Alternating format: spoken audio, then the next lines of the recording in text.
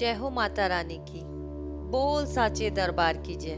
नवरात्रि के दूसरे दिन आइए माँ ब्रह्मचारिणी का स्वागत करते हैं और उनकी किस तरह से स्थापना करें, पूजा करें, उसकी संपूर्ण जानकारी। माँ ब्रह्मचारिणी की पूजा विधि।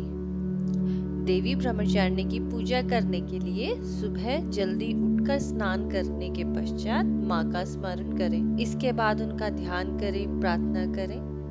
पूजा करते समय अपने हाथों में फूल लें और अपनी मनोकामना कहें। देवी को पंचामृत स्नान कराएं, फिर उन्हें सुहाग की भेंट दें। माँ ब्रह्मचारिणी को फूल, अक्षत, कुमकुम, सिंदूर अर्पित करें। देवी को कमल का फूल चढ़ाएं और मंत्र का जाप करें। माता को मिष्ठान का भोग लगाएं और देसी घी का दीपक और कपूर से उनकी आरती करें।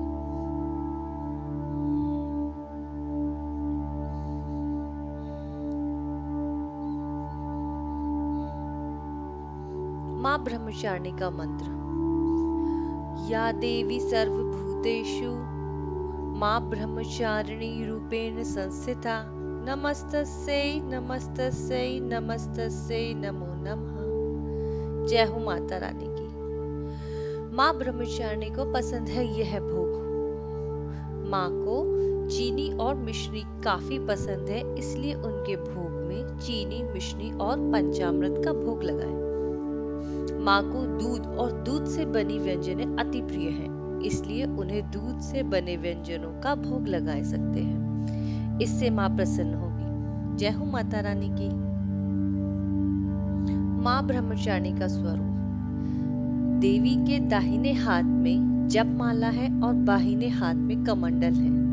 देवी ब्रह्मा का स्वरूप है, अर्थात तपस्या का मूर्तिमान रूप। माँ भगवती, दुर्गा, शिव स्वरूपा, गणेश जननी, नारायणी, विष्णु माया और पूर्ण ब्रह्म रूपिणिका के नाम से प्रसिद्ध है।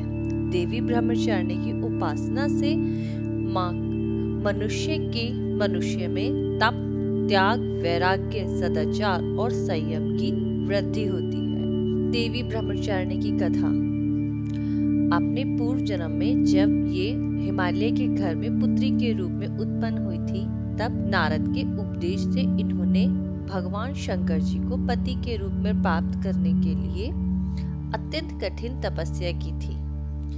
इस तपस्या के कारण इन्हें तपस्याचरणी अर्थात ब्रह्मचारिणी के नाम से अभिमानित किया गया। 1000 वर्ष तक उन्होंने सिर्फ फूल मूल खाकर व्यतीत किए और 100 वर्षों तक केवल शाक पर निर्वाह किया था। कुछ दिनों तक कठिन उपवास रखते हुए देवी ने खुले आकाश के नीचे वर्षा और धूप के भयानक कष्ट सहे। कठिन तपस्या के पश्चात 3000 वर्षों तक केवल जमीन पर टूटे हुए फल बेलपत्रों को खाकर वे भगवान शिव की आराधना करते रहे। इसके बाद उन्होंने खुले बेलपत्रों को खाना भी छोड़ दिया और कई हजार वर्षों तक निर्जल व्रत और निराहार तपस्या करती रही। पत्तों को खाना छोड़ देने के कारण उनका नाम अपर्णा भी पड़ा। कई हजार वर्षों की कठिन तपस्या के कारण ब्रह्मचारिणी देवी का शरीर एकदम क्षीण हो गया। उनकी यह दशा देखकर माता मेना अत्यंत दुखी हुई और उन्होंने इस कठिन तपस्या से विरक्त करने के लिए उन्हें माता देवी ब्रह्मचारिणी का एक नाम उमा भी पड़ गया। उनकी इस तपस्या से तीनों लोकों में हाहाकार मच गई। अंत में पितामह ब्रह्मा जी ने आकाशवाणी के द्वारा उन्हें संबोधित करते हुए प्रसन्न स्वर में कहा, हे देवी, आज तक किसी ने ऐसी कठोर तपस्या नहीं की जैसे कि तुमने की है।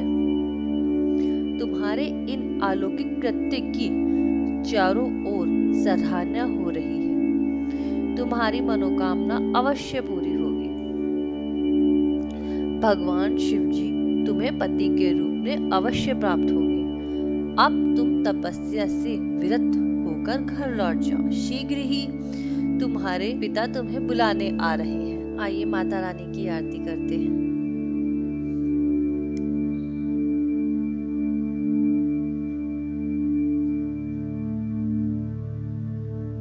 आप सभी को नवरात्रि की हार्दिक शुभकामनाएं।